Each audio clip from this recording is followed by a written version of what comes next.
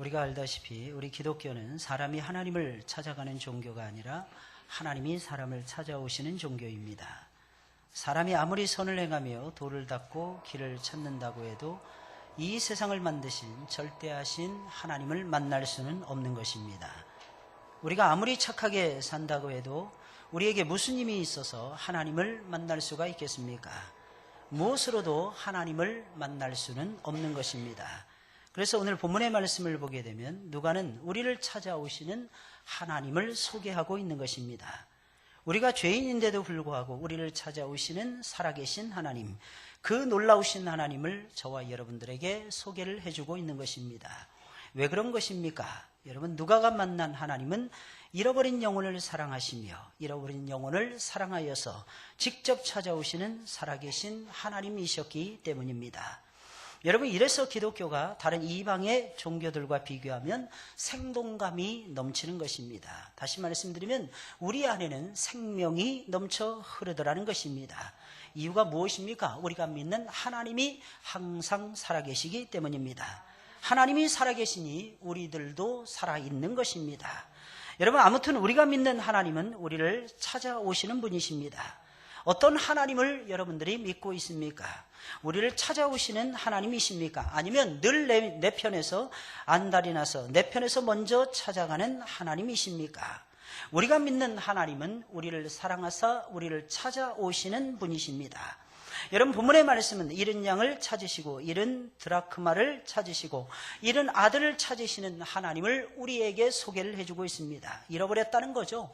잃은 양을 잃어버렸음을 말을 하는 것입니다. 잃어버렸다는 거죠. 잃은 드라크마를 잃어버렸다는 겁니다. 심지어는 아들을 잃어버렸다는 것입니다. 그러니 어찌 찾지 않을 수가 있겠느냐 하는 것이 성경의 교훈이더라는 것입니다.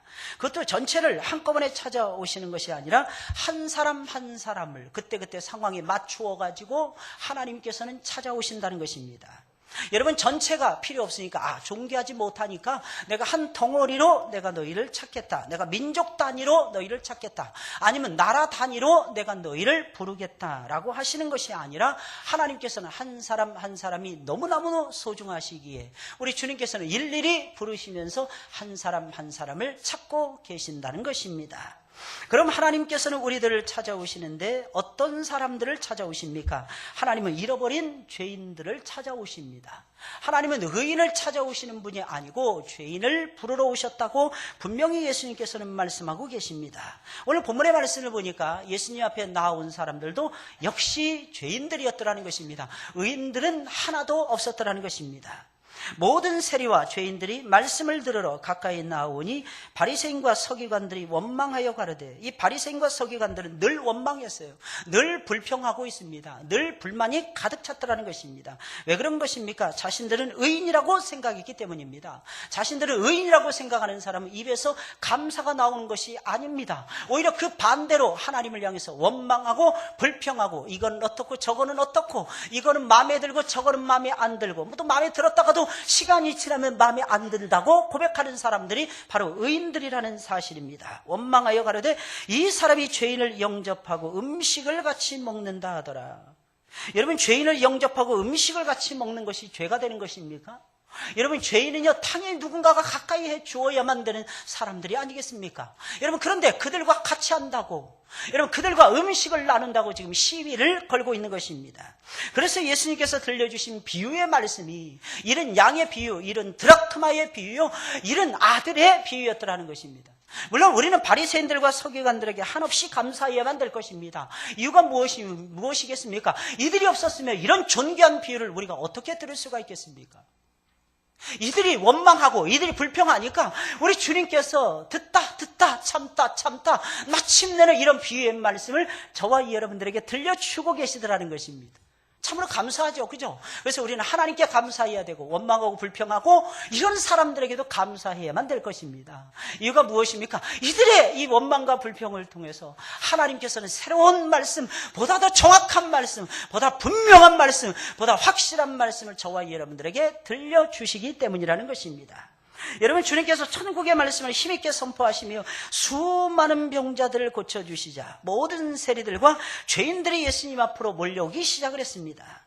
여러분, 원래 세리들은 매국노 취급을 받는 그런 사람들이었습니다. 여러분, 이 사람들은 나라, 민족 이런 것이 하나도 중요하지 않았어요. 심지어는 이 사람들 성경의 말씀이 옳은 것이냐 그른 것이냐 이것도 하나도 중요하지 않았습니다. 이 사람들에게서 가장 중요한 것은 자기 자신들밖에 없었어요. 그래서 엄청나게 이기적인 사람들이었습니다. 나라가 망하든지 나라가 흥하든지 나라가 잘 되든지 올림픽에 나가서 금메달을 따든지 안 따든지 이 사람들에게는 하나도 상관이 없었다는 것입니다. 이상하게 우리의 코드는 오늘 어젯밤에 잠을 주무신데 3시 반에 맞춰지는 거 아니겠습니까? 참 이상하지 않습니까? 시계를 안 맞추고 잤는데도 이상하게 정확하게 3시 20분에 눈을 딱 뜨는데 어떻게 하겠습니까? 그래서 움직이다 물 마시고 자야 되겠다 하는데 잠이 안 오는데 어떻게 하겠습니까?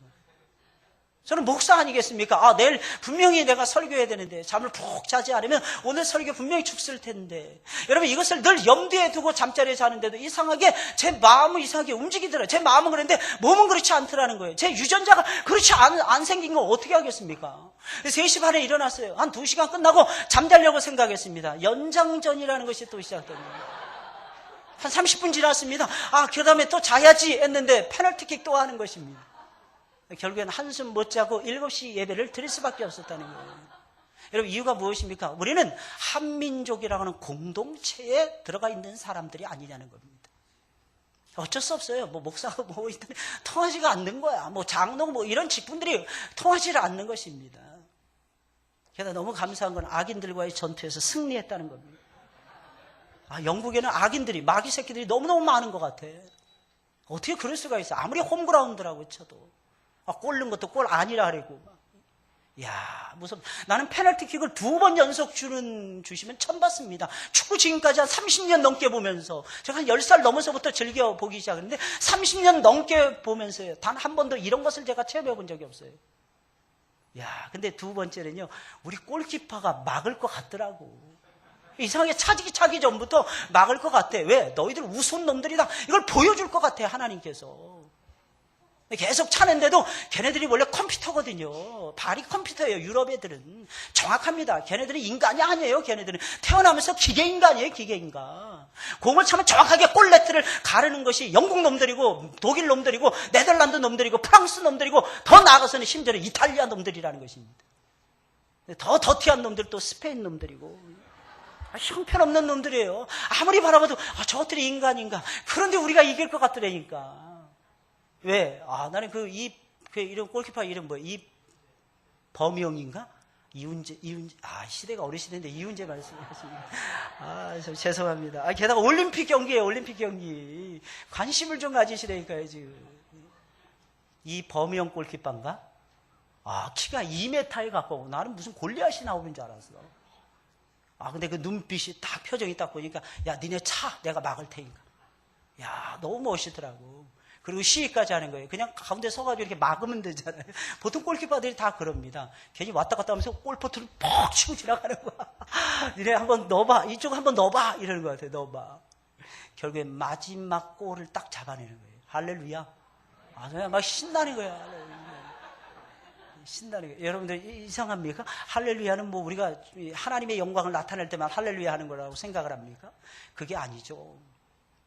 모든 것에서 우리는 자연의 섭리를 바라보면서도 할렐루야, 인간의 역사를 바라보면서 그 이상한 놈들이 우리의 것을 차지하려고 하는데 계속 이건 악과의 싸움인 것 같아.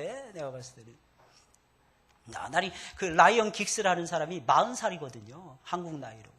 40살인데 중원을 지금도 맨체스터 유나이티드에서 중원을 전부 다 장악을 하는 거예요. 이 선수가 없으면 연결이 안 되는 거야. 근데 얘가 들어왔는데 라이언 긱스 소리가 안 나오는 거야. 우리 애들이 그렇게 잘 찬 거야, 우리 애들이. 다 이뻐 죽겠으니, 막 얼굴에, 가까이 오면 얼굴에도 막 쓰다듬어서 막 축복해주고 싶더라고, 우리 아이들이. 게다가 우리 아이들이 오늘 하얀 가운을 입고 뗐어요, 하얀 가운을 입고. 그러니까 동질감이 더 느껴지는 거야, 하얀 가운. 우리도 전부 다 하얀 가운 입고.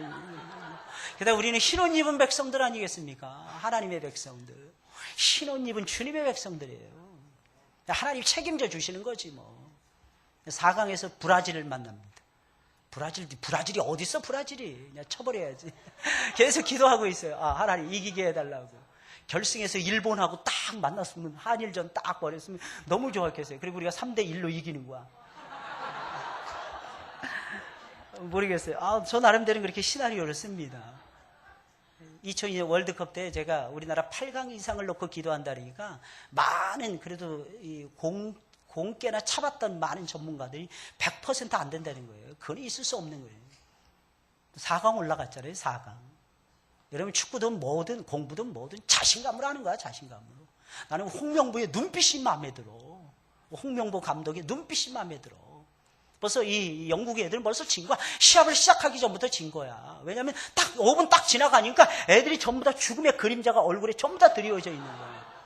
졌다 이거죠. 졌다 이거예요. 어떻게 해서 이상하게 공이 자꾸 있어요. 세컨 볼이 전부 다 한국 선수들 발에 들어가는 거야.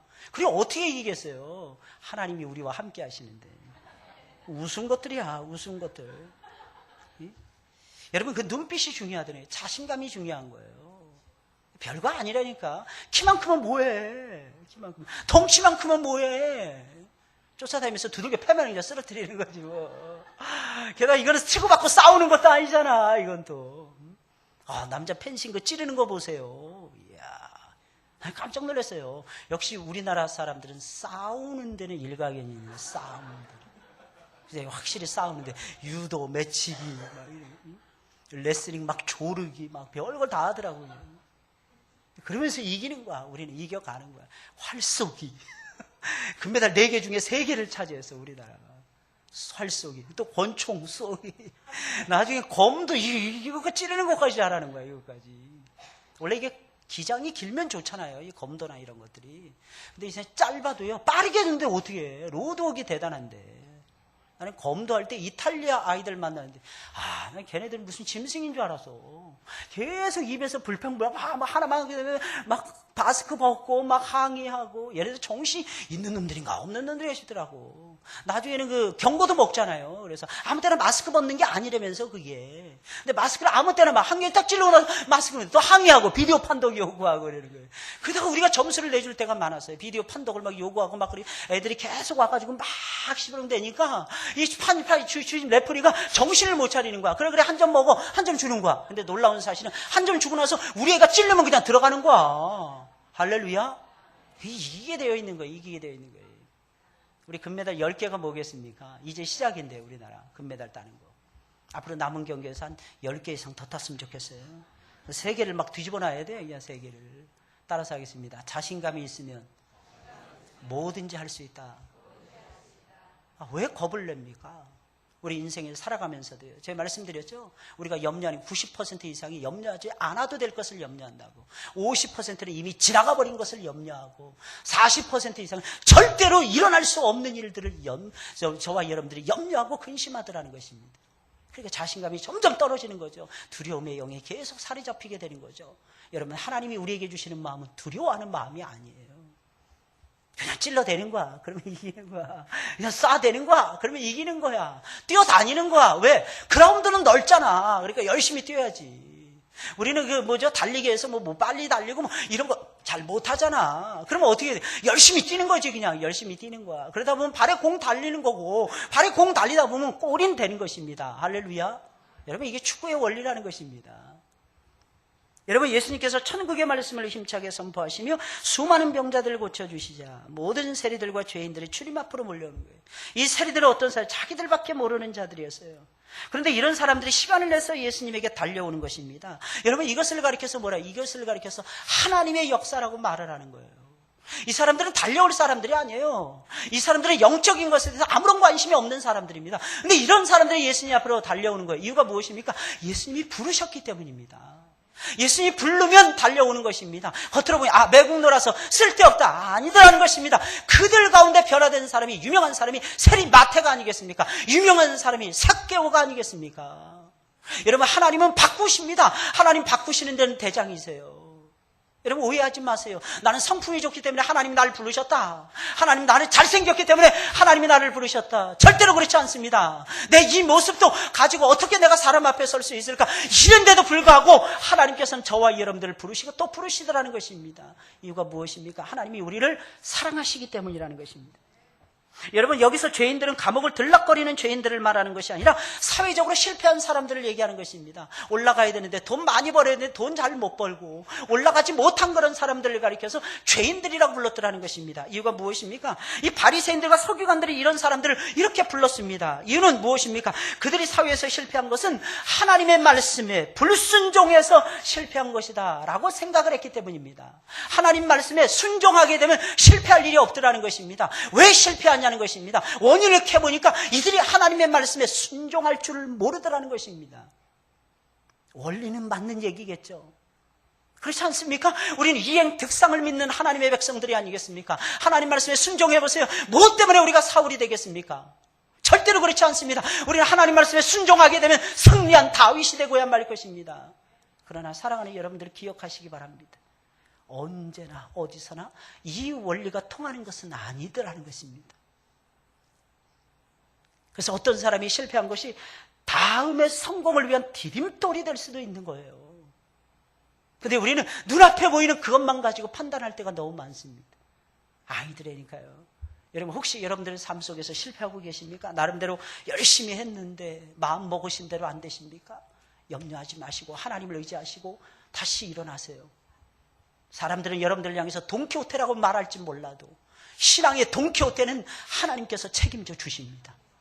아무리 껄렁껄렁하고 아무리 못나 보이고 저 사람을 통해서 어찌 하나님의 역사가 이루어지겠어? 말도 안 되는. 어떻게 저 사람이 승승장구할 수 있겠어? 승승장구합니다. 김승우도 승승장구하는데 왜 여러분들하고 승승장구 못하겠습니까? 김승우 처음 데뷔했을 때 장군의 아들에서 처음 나왔습니다. 뚱뚱한 90kg가 뭐야? 한 100kg에 육박하는 거구였습니다. 아무도 쳐다보지 않았어요. 뭐 했느냐? 신마적인가 구마적인가 이 역할을 했던 사람이 김승우였습니다. 근데 이미연이라는 당대 최고의 스타하고 어떻게 저쩌고 하더니 결혼하더니 그 다음부터 뜨고 이미연에 의해서 조련을 받기 시작을 하는 거야. 그러더니 살을 쭉 빼더라고. 그러더니 인물이 싹 살아나기 시작을 하는 거야. 그때부터 김승우가 뜨기 시작한 거예요, 사실. 이미연 덕이었어요. 근데 나중에 이혼한. 너무너무 안타깝더라고요. 근데 나중에 또 결혼해. 또 누군지 모르겠는데 제가 잘 기억은 안 나는데 어떤 아가씨하고 또 연예인하고 또 결혼했어요. 김승우의 승승장구 나는데 이 고난이 많아서 그랬는지 김승우가 백회 특집에서 제가 한번 본 적이 있는데 이렇게 말하는 거예요. 혹시 이렇게 롱런할 줄 알았습니까? 자기는 천에 하나 만에 하나 그렇게 생각해 본 적이 없답니다. 저는 그 말에 감동을 너무 많이 받았어요. 천에 하나 만에 자기는 첫 녹화를 하고 그 다음에 내가 인생의 최고의 실수를 했다 이렇게 생각을 했답니다. 이게 뭐냐면 내가 뭐 때문에 이런 프로그램에 내가 나왔을까? 내가 이런 프로그램에 왜 사회자가 되었을까? MC를 볼까? 근데 그 겸손함 때문에 계속 나오는 거예요. 계속 승승장구하는 거예요. 다른 사람의 말에 귀를 기울이는 겁니다. 그러다 보니까 리액션도 또 보이는 거예요. 근데 최고의 MC의 리액션을 또 김승우가 또 보이는 겁니다. 그러다 보니까 올라가는 거예요. 그러다 보니까 되더라는 것입니다. 사랑하는 여러분들이 기억하세요. 우리는 실패할 수 있는 사람들입니다. 그리고 저와 여러분들은 대단한 사람들이 아닙니다. 하나님 보시기에 죄인들이 뭐가 대단하겠습니까? 여러분, 죄인은 아무리 실력이 있고 아무리 능력이 있고 아무리 학벌이 있고 아무리 빽이 좋고 아무리 돈을 많이 가지고 있다 할지라도 죄인은 죄인인 것입니다. 죄인은 무능할 수밖에 없더라는 것입니다. 그런데 하나님께서 사랑하시더라는 것입니다. 그러니 어떻게 됩니까? 그러니 높아지지 말라고 해도 높아질 수밖에 없는 거죠. 여러분들 꼭 기억을 하시기 바랍니다. 우리는 죄인들이라는 것입니다. 바리새인들과 서기관들은 사회적으로 실패한 사람들을 가리켜서 죄인들이라고 불렀습니다. 그런데 사실은 이들이 죄인들이었어요. 죄인들이 아니라고 바라봤던 이 사람들이 바로 죄인들이었다는 것입니다. 여러분, 그렇다면 예수님 앞에 나온 사람들은 사회적으로 크게 성공해서 돈이 많다거나 아니면 사회적인 지위가 높은 사람들이 아니라 사회적으로 철저하게 실패해서 가난해지고 힘들게 이 세상을 살아가는 사람들이었던 것입니다. 그런데도 불구하고 우리 주님은 이들이 몰려왔을 때 거절하지 않았다는 거예요. 이들이 몰려왔을 때 예수님이 한 손에 탁 품어주십니다. 이유가 무엇입니까? 예수님이 이 땅에 사람의 몸을 입고 찾아오신 이유가 바로 이 사람들을 구원하기 위해서였기 때문이라는 것입니다. 예수님의 마음에는 이 사람들이 있었다는 것입니다. 예수님이 오신 것은 잃어버린 죄인들을 찾기 위해서였다는 거예요. 그래서 여러분들 실패하고 여러분들 인정받지 못하고 여러분들의 인생이 다른 사람들이 보았을 때 찌그러뜨는 것 같은 그런 형국에 놓여졌을 때, 그때가 예수님을 만날 수 있는 절호의 찬스라는 것입니다. 절호의 찬스. 근데 우리는 그때 끝났다고 생각을 하죠. 안 된다고 생각을 하죠. 더 이상 소망이 없다고 생각을 하고 있지 않습니까? 그러나 사실은 그때가 호기인 거예요. 그때가 예수님을 만나서 여러분들의 인생을 천국의 끈으로 묶어버릴 수 있는 찬스, 여러분들의 마음속에 새로운 생명이 들어가서 새로운 역사가 시작될 수 있는 찬스, 여러분들의 무너진 가슴을 다시 일으켜 세우면서 다시 여러분들의 인생을 실패에서 성공으로 가져갈 수 있는 선하고 아름다운 최고의 찬스, 바로 그 시간이 언제? 바로 여러분들이 실패했다라고 생각되는 시간이라는 것입니다. 왜냐하면 그 시간에는 우리의 교만한 마음이 낮아지거든요. 그때는 우리의 딱딱하고 굳어있는 마음이 하나님이 보셨을 때 온유하고 부드러운 마음으로 바뀌어지거든요. 그 마음에 예수님이 오셔서 딱 좌정을 하시는 거예요. 그래서 예수님 말씀하십니다. 내가 너를 사랑하노라. 딱 한 말씀 하세요, 우리 주님. 내가 너를 사랑하노라.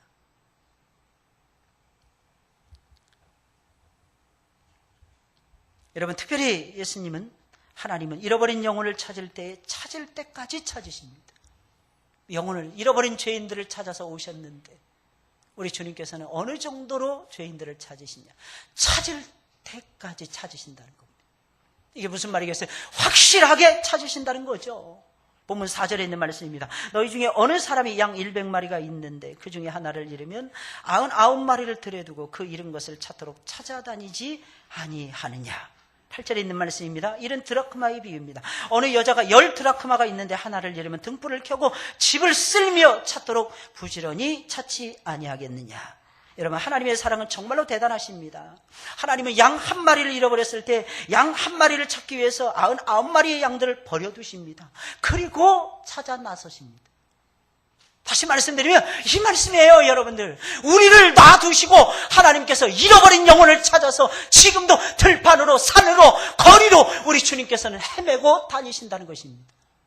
오늘 성경은 그것을 우리에게 일깨워주고 있는 것입니다. 우리가 생각할 때는 다른 양을 사오든지 새끼 양 한 마리를 새로 낳으면 되지 않겠느냐 생각할지 몰라도 하나님 처지에서는, 하나님 입장에서는 절대로 그렇지가 않은 것입니다. 그 잃어버린 양은 자신이 가장 소중하게 여기는 양이었더라는 것입니다. 그러니 어떻게 그 소중한 양을 포기한단 말입니까? 그 양이라는 거예요. 그 양, 없어서는 안 될 그 양이었더라는 것입니다. 그게 바로 누구냐? 바로 저와 여러분들이고, 아직 주님 앞에 돌아오지 못하고 있는, 이 주변에서 살아가고 있는, 아니 대한민국에서 살아가고 있는, 아니 저 중국 땅에서 살아가고 있는, 전 세계에 흩어져 있는 잃어버린 아브라함의 자손들이라는 것입니다. 그러니 하나님이 어찌 포기한단 말입니까? 바꿀 수 없는 그 양이었더라는 거예요. 소중한 그 양이었더라. 많은 양들 가운데 한 마리의 양이 아니었더라는 것입니다. 그 양이었더라는 것입니다. 하나님의 이름을 아는 그 양이었더라는 것입니다. 하나님이 불러내시고 싶어 하시는 그 양이었더라는 것입니다. 하나님이 가슴판에 품어주고 싶은 사랑스러운 양이었더라는 것입니다. 하나님이 물을 주시는 양이었더라는 것입니다. 필요할 때 때를 따라서 양식을 먹여주는 그 양이었더라는 것입니다. 그러니 어찌 포기할 수가 있겠습니까? 찾으시는 거예요, 하나님께서. 언제까지? 찾으실 때까지 찾으시는 것입니다. 그래서 구원은, 우리는 고백할 수밖에 없는 거예요. 구원은 여호와께로 말미암니다. 우리는 도구에 불과하더라니. 작은 도구, 뭐 큰 엄청나게 큰 도구도 아니고, 우리는 그저 불러주신 것만 해도 감사해야 돼요.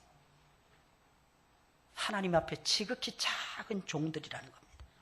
하나님은 10드라크마 중에 하나라도 잃어버리면 그 잃어버린 드라크마 하나를 찾기 위해서 온 방을 다 쓸어내십니다. 이게 무슨 말이겠어요? 온 세상을 쓸어내신다는 거예요. 온 세상.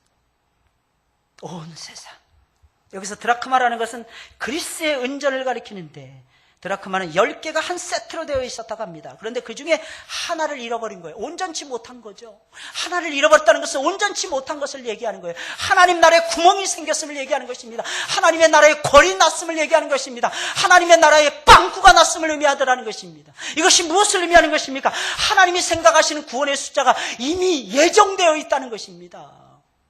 근데 신천지는 말을 하고 있죠. 14만 4천 명이라는 거예요. 성경을 문자적으로 해석을 하는 거예요. 예수님이 비유로 말씀하신 것은 단 하나도 문자적으로 해석해야만 되는 것이 하나도 없었더라는 것을 우리는 알아야만 될 것입니다. 여러분, 요한계시록의 말씀을 언젠가는 여러분들에게 풀어서 해석해 드릴 텐데, 여러분, 그 말씀의 핵심이 무엇입니까? 문자적인 해석을 삼가하라는 것입니다. 요한계시록의 말씀. 그럼 어떻게 해석해야 될까요? 웬만하면 상징적으로 해석해야만 되는 것입니다. 상징적으로. 그렇지 않으면 심볼로 이해하지 않으면 요한계시록의 말씀은 절대로 이해가 안 되는 것입니다. 왜? 먼 미래의 사건이기 때문에 우리 주님께서는 그것을 상징적으로 설명하기를 기뻐하셨더라는 것입니다. 그리고 예수님께서 다시 딱 오셨을 때 그 상징적으로 벌어지는 그 사건을 확실하게 우리의 눈으로 보여질 수 있도록 그때 가서야 비로소 완벽하게 우리의 눈에 열어서 보여주실 것입니다. 그 전까지는 몰라요. 그래도 다행스러운 것은 신천지가 14만 4천 명만을 목표로 한다는 겁니다. 참 다행스러운 거죠. 지금 10만에 육박해졌다는 얘기를 들었어요. 한 4만 몇천 명들이 신천지도 없어질 거야. 그러니까 걱정하지 마세요. 신천지가 뭐 이렇게 대단하다고. 그 비진리를 가지고 오는데 진리의 허리띠를 띠고 살아가는 저와 여러분들 앞에서 어찌 신천지가 가당치는 않은 얘기입니까? 오히려 신천지가 오면 우리의 설교를 듣고 우리와 함께 예배를 드리면서 변화돼야죠. 왜? 우리는 영적 싸움을 신실하게 싸워가는 하나님의 군병들이 아니겠습니까? 용사들이 아니겠습니까? 싸울 때는 무섭도록 싸워야 되는 것입니다. 눈에서 빨간 불이 막 솟아 나올 정도로 싸워야 되는 거예요. 이유가 무엇입니까? 진리를 파수할 때는 무서운 싸움이 전개가 되기 때문입니다. 저는 항상 리더에겐 두 가지가 항상 있어야 된다고 믿는 목사입니다. 첫째는 지성이에요. 그리고 둘째는 야성입니다. 야성이라는 게 뭐예요? 쉽게 말씀드리면 깡패적인 기질을 얘기하는 것입니다. 저는 목사에게는 그런 단호함이 있어야 된다고 생각을 합니다. 그러지 않으면 양떼들을요 푸른 초장으로 인도할 수 없습니다. 맑은 시냇가에 데려갈 수가 없어요. 그래서 하나님, 제가 야성이 늘 부족합니다. 이럴 때가 많아요. 물론 여러분들은 저를 그렇게 안 볼 수도 있겠지만 각자 보는 입장이 다 다르고 처지가 다르고 관점이 다 다르니까. 그러나 우리 분명히 알아야 되는 것이지, 영적인 싸움에서는 물러남이 없어야 됩니다. 임전무태 정신으로 싸워야 됩니다. 어떤 사건이 딱 벌어졌을 때 뒤로 물러나면 무조건 침륜에 빠지게 됩니다. 침륜에 빠지면 뭔 줄 알죠? 가라앉아버리는.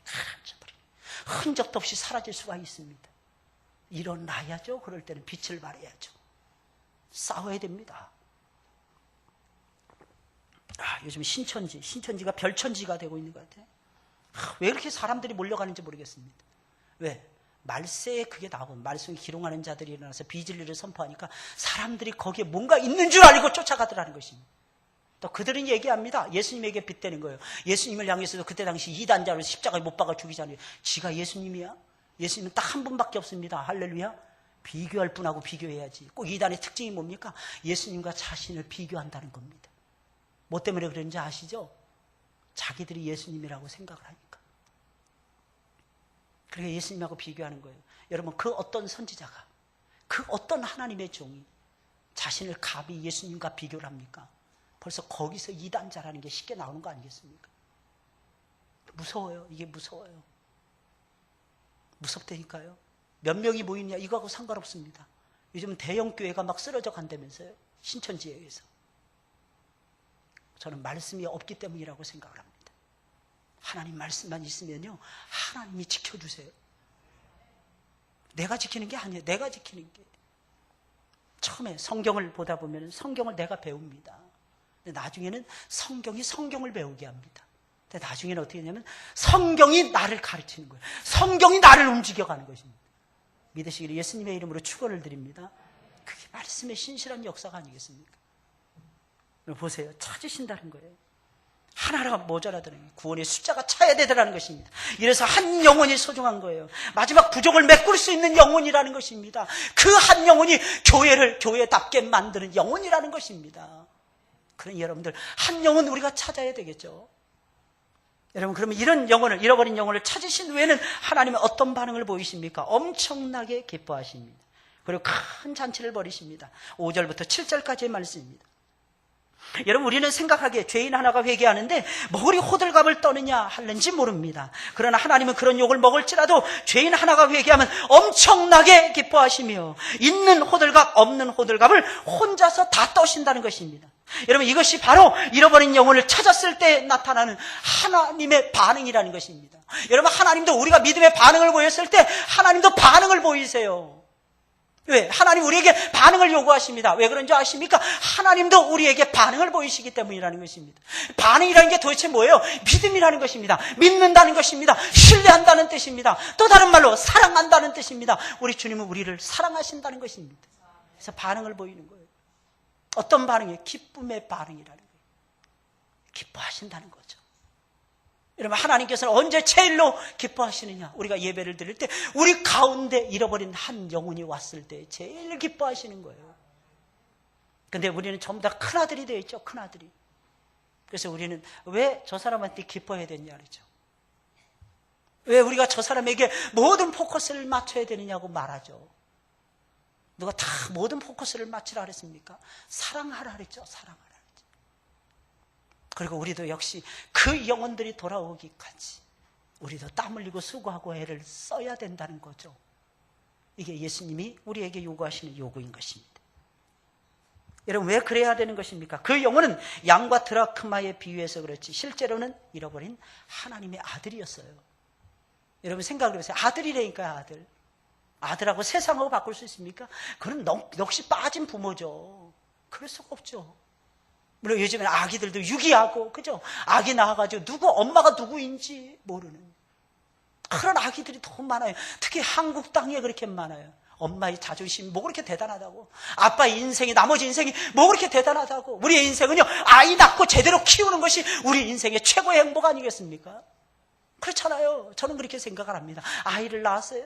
우리 인생에서 성장합니다. 건강한 남녀로 성장합니다. 그래서 뭐합니까? 결혼해요. 그래서 뭐합니까? 아들을 낳는 거예요. 딸을 낳는 거예요. 그래서 그 아들, 딸들 또다시 나와 같이 건강한 아이로 키워가는 것입니다. 그리고 이 사회를 물려주는 거 아니겠습니까? 그게 인생이라는 거예요. 그게 인생이에요. 근데 무슨 부귀 영화를 보겠다고. 참 답답해요. 옛날에 우리 어머니들은 절대로 그러지 않았어요. 심지어는 남편이 늘 때리는 거예요. 그거 어떻게 삽니까? 술만 마시면 거의 뭐가 되는 거예요. 근데 우리 어머니들은 참는 거예요. 이유가 무엇입니까? 아들, 딸들 때문에 참는 거예요. 내가 저 어린 것들 두고 내가 떠나가게 되면 저것들 거지꼴이 될 텐데. 게다가 옛날에는 먹을 것이 있습니까? 입을 것이 있습니까? 엄마들이 이렇게 저렇게 바느질하고 이렇게 저렇게 얻어서 입히지 않으면 입히지도 못하는 거예요. 그래, 떠나갈 수가 없는 거죠. 떠나갈 수가 없는 거죠. 이게 옛날 우리 부모님들의 마음이었더라는 것입니다. 요즘엔 너무 똑똑한 것 같아. 너무 얌체짓을 잘하는 것 같아. 그냥 헌신하는 거예요. 그냥 머리 쳐박고 그냥 헌신하는 거예요. 근데 놀라운 사실은 그러면 하나님께서 갚아주신다는 거예요. 이상하게 갚아주시더라고. 여러분, 아들이에요. 아들이 돌아온 거예요. 게다가 이 아들은 아버지의 재산을 가지고 나가서 탕진해버린 아들이었습니다. 들려오는 소문에 탕진했다는 거예요. 뭐 먹고 사나 알아봤더니 남의 집 종살이하고 있더랍니다. 근데 그때 당시에 그 나라가 또 흉년까지 들어버린 거예요. 뭐 하나 했더니 주염 열매를 먹고 사는 거예요. 이것은 돼지의 먹이를 얘기하는 것입니다. 사료보다 훨씬 못한 것을 얘기하는 거예요. 화성인 뭐 나오는데 보니까 어떤 아가씨는 보니까 개 한 입, 나 한 입 이러더라고요. 나 한 입, 개 한 입 이러면서 뽀뽀하고 막 물고 빨고 그러더라고요. 근데 그거는 먹어도 안 죽어요. 근데 이 주염 열매 잘못 먹으면 죽을 수 있는 열매였습니다. 근데 그 아들이 돌아온 거예요. 그 아들이 아버지 하면서 어느 날 갑자기 찾아온 것입니다. 야, 임마, 나가, 임마. 꼴도 보기 싫은 놈. 여러분, 그 아버지가 어찌 그럴 수가 있겠습니까?